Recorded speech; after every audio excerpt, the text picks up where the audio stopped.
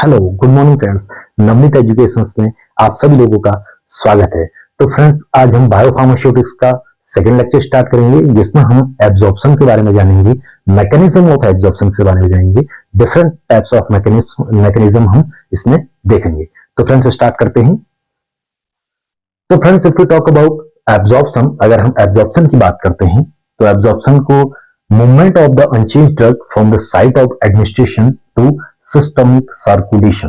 ठीक है, जो मूवमेंट होता है ड्रग का विदाउट चेंज, ठीक है, चेंज नहीं होगा, और कहा साइट ऑफ एडमिनिस्ट्रेशन से। साइट ऑफ एडमिनिस्ट्रेशन मींस अगर उसको ओरली ले रहे हैं तो माउथ से, और अगर आप उसको टॉपिकली ले रहे हैं तो उस पर्टिकुलर आपके साइट से, ठीक है, जहां से आप स्किन से ले रहे हैं, किस तरीके से आप उसको एडमिनिस्टर कर रहे हैं। तो मेनली अगर हम if you talk about orally, तो ओरली बात करते हैं तो आप यहां पर देख सकते हैं, जैसे हमें एक टैबलेट है 500 mg ओरली हम दे रहे हैं, तो सबसे पहले क्या होगा, टैबलेट कहां जाएगा, स्टमक में जाएगा, स्टमक में उसका डिसइंटीग्रेशन होगा, डिसइंटीग्रेशन के बाद स्टमक वॉल से और स्मॉल इंटेस्टाइन से, आप यहां पर देख सकते हैं यह डायग्राम स्मॉल इंटेस्टाइन का है, जहां पर आपको विलाई दिखाई दे रही है और विलाई पे जो आपका ड्रग है वो अटैच्ड है, ठीक है, और यहां पर से फिर जो ड्रग होगी वो जो आपकी कैपिलरीज या वेन्स होंगी उसमें पहुंच जाएगा, ठीक है, और वो सेल्स में चले जाएगा।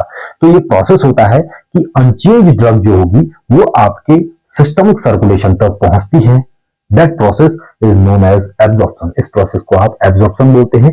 किसी भी ड्रग को अगर आप ले रहे हैं तो अगर उसका एब्जॉर्प्शन नहीं हो पाएगा तो वो एक्शन नहीं शो करेगी, ठीक है। और अगर हम बात करते हैं आईवी की या पेरेंटल ड्रग्स की, तो वहां पर आपको एब्जॉर्प्शन की जरूरत नहीं होती है, क्योंकि वो डायरेक्टली आपका वो क्या कर देता है, बाईपास कर देता है आपके रूट को, और डायरेक्टली आपके ब्लड में हम क्या करते हैं, उसको एडमिनिस्टर करते हैं, ठीक है, इंजेक्शन से उसको ब्लड में डाल देते हैं। तो 100% बायोअवेलेबिलिटी होती है, मींस जो उसकी प्रेजेंस होती है, जो ड्रग की प्रेजेंस होती है ब्लड में, वो 100% होती है, कोई लॉस नहीं होता है, क्योंकि पूरी की पूरी ड्रग आपकी ब्लड में चली जाती है।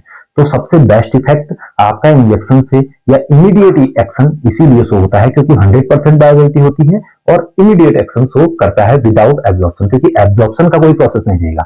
जैसे आप कोई टैबलेट लेते हैं, ठीक है, टैबलेट का ब्रेकडाउन होगा, टूटेगी टैबलेट, फिर वो एब्जॉर्ब होगी, ठीक है, उसका अवशोषण होगा और तब जाके वो खून में जाएगी। तो ये बीच में जो एब्जॉर्प्शन और ये ब्रेकडाउन है, इसको हमने हटा दिया है, और हमने क्या कर दिया, ड्रग को डायरेक्टली ब्लड में दे दिया है। तो इसीलिए हम कई बार देखते हैं जब हमारे पास ऐसी एक्सीडेंटल कंडीशन या ऐसी अर्जेंट कंडीशन होती है, तो वहां पर जो आपका इमरजेंसी कंडीशंस में क्या होते हैं, हम डायरेक्टली इंजेक्शन का यूज करते हैं, क्योंकि वो डायरेक्ट आपका ब्लड में चली जाता है, वहां पर एब्जॉर्प्शन इस चीज के लिए कोई टाइम नहीं लगता है, ठीक है, और बायोअवेलेबिलिटी 100% देता है। अब हम बात करते हैं जीआईटी एब्जॉर्प्शन की। ओरली अगर हम ड्रग देते हैं तो intestine consist of villi which help in drug absorption. Intestine में आपकी विलाई होती है और वो क्या करता है, ड्रग एब्जॉर्प्शन करता है, क्योंकि विलाई क्या करती है, फिंगर लाइक प्रोजेक्शंस होती हैं जो एब्जॉर्प्शन के लिए हेल्प करती हैं। अब अगर हम एब्जॉर्प्शन के लिए फॉर एग्जांपल अगर हम ड्रग दे रहे हैं, टैबलेट दे रहे हैं, तो स्टमक में गई तो वहां पर ब्रेकडाउन होगा, तो स्टमक की वॉल से और इंटेस्टाइनल वॉल से आपका क्या होगा, ड्रग क्या होगी, सेल के अंदर जाएगा, ठीक है, ब्लड में जाएगा, ब्लड से सेल में डिस्ट्रीब्यूट होगा। तो ये सेल के अंदर या आपके इस पर्टिकुलर जो आपकी मेम्ब्रेन है, जो विलाई की सेल है, उसकी मेम्ब्रेन को कैसे क्रॉस कर रहा है ड्रग, तो उसको क्रॉस करने के लिए हम यहाँ पर थोड़ा स्ट्रक्चर देखेंगे सेल का डायग्रामेटिकली रिप्रेजेंटेशन से हमको पता चल पाएगा। तो अगर हम सेल की बात करते हैं, कोई भी सेल होता है तो सेल के सबसे बाहर की जो पोर्शन होती है उसको हम सेल मेम्ब्रेन बोलते हैं, ठीक है, एक परत होती है, एक लेयर होती है, उस लेयर को हम बोलते हैं सेल मेम्ब्रेन। तो ये किस चीज की बनी हुई होती है, ये लिपिड की रहती है। इसमें आपके पास प्रोटीन, आपको जो ग्रीन कलर में दिखाई दे रहा है, ये प्रोटीन भी प्रेजेंट होता है। इसमें आपका polar head and non polar head present होता है। इसमें आपका लिपिड भी आपको प्रेजेंट होता है, लिपिड मतलब फैट, ठीक, फैट आपका इसमें मिलता है। तो ये आपकी सेल मेम्ब्रेन होती है, और इस सेल मेम्ब्रेन को क्रॉस करता है, क्योंकि इसमें पोलर हेड और नॉन पोलर हेड है। पोलर मतलब जो वाटर, मेनली वाटर के लिए रिस्पॉन्सिबल, हाइड्रोफोबिक और हम कह सकते हैं हाइड्रोफोबिक और हाइड्रोफिलिक कह सकते हैं, जो क्या करता है, वाटर को ऐसे आपके यहाँ पर मॉलिक्यूल्स आपको दिखाई देंगे, ऐसे ऐसे आपके इसमें पार्ट इसमें आपको मिलेंगे, जिसमें आपका एक पार्ट वाटर के लिए रिस्पॉन्सिबल होगा एब्जॉर्प्शन के लिए, एक लिपिड फैट के लिए एब्जॉर्प्शन के लिए रिस्पॉन्सिबल होगा। तो दोनों पार्ट आपको मिलता है, ठीक है, तो कहीं ना कहीं इम्पोर्ट हेड भी बोलते हैं इसको हम। तो polar head and non polar tail मिलेगी इसमें। तो पोलर हेड मीन्स वाटर जैसे रहता है एब्जॉर्प्शन नॉन पोलर में मींस जैसे जितने भी हमारे पास फैटी सब्सटेंस होते हैं उनको एब्जॉर्ब करने के लिए। तो ये ओवरऑल जो स्ट्रक्चर आपको दिखाई दे रहा है ये सेल का है, और ये पूरी जो आप देख रहे हैं ये सेल मेम्ब्रेन है, और इसके अंदर आपके न्यूक्लियस है और आपका गोल्गी अपैरेटस और भी जो चीजें ऑर्गेनेलीज है सेल ऑर्गेनेलीज दिखाई दे रही हैं। तो ये आपका सेल का स्ट्रक्चर है। तो ड्यू आपके सेल मेम्ब्रेन को समझना बहुत जरूरी है, क्योंकि विदाउट अंडरस्टैंडिंग सेल मेम्ब्रेन जो स्ट्रक्चर है उसका जो उसकी फिजियोलॉजी है उसको अगर हम नहीं समझेंगे तो हमको पता नहीं चल पाएगा कि ड्रग एब्जॉर्ब कैसे होता है। ठीक है, तो इसी के बेसिस पर ड्रग एब्जॉर्प्शन होता है, क्योंकि जाना आपका जो ड्रग है वो सेल को क्रॉस करके ही है। ठीक है, अगर आपका विलाई से एब्जॉर्ब हो रहा है या आपका स्टमक में है तो स्टमक में आपके पास क्या है एपिथेलियम सेल्स या इंटेस्टाइन में एपिथेलियम सेल्स प्रेजेंट है, उन सेल को क्रॉस करके ड्रग में कहां जाना है, ब्लड में जाना है। ठीक है, क्योंकि अगर आप कोई भी ड्रग ले रहे हैं तो ऐसा नहीं है कि स्टमक में चले जाएगा तो सीधे ब्लड में चले जाएगा। स्टमक में ब्लड नहीं होता है, स्टमक में तो क्या है एक लेयर है, वहां पर सेल्स प्रेजेंट है, उन सेल्स को क्रॉस करके ड्रग में ब्लड में जाना है। तो ये प्रोसेस को जानने के लिए, इस एब्जॉर्प्शन प्रोसेस को जानने के लिए हमको सेल का ये स्ट्रक्चर जानना बहुत जरूरी है। सेल किस तरीके से बना रहता है इस चीज को जानना बहुत जरूरी है। मैकेनिज्म ऑफ ड्रग एब्जॉर्प्शन की तो डिफरेंट टाइप्स ऑफ मैकेनिज्म्स होती हैं। सबसे पहले अगर बात करते हैं हम transcellular intracellular transport, paracellular intercellular transport, vesicular transport.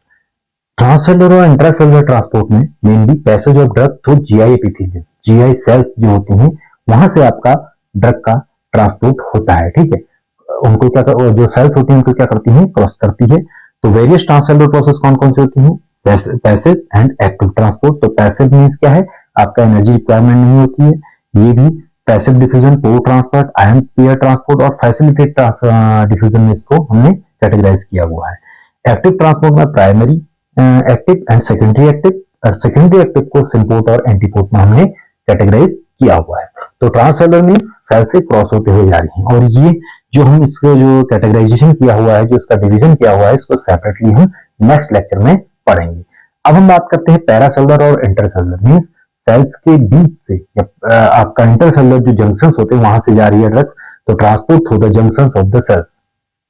ठीक है, परमिशन थ्रू टाइट जंक्शन, इसमें सबसे पहला आता है परमिशन टाइट जंक्शन से, जैसे एग्जांपल इसमें इंसुलिन एब्जॉर्प्शन होता है। दूसरी चीज होता है परमिशन थ्रू टेम्परेरी ओपनिंग, और सेल्स में टेम्परेरी ओपनिंग होती है, वहां से भी आपका ट्रांसपोर्ट होता है।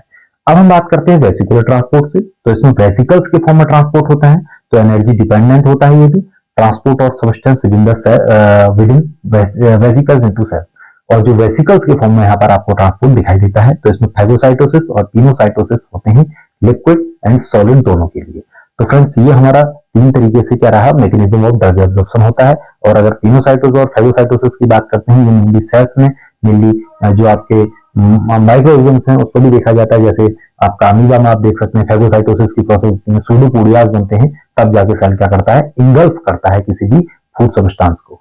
उसी तरीके से यहाँ पर जो ड्रग सब्सटेंस होता है वो इस फैगोसाइटोसिस और पिनोसाइटोसिस के हेल्प से एब्जॉर्प्शन यहाँ पर रहता है।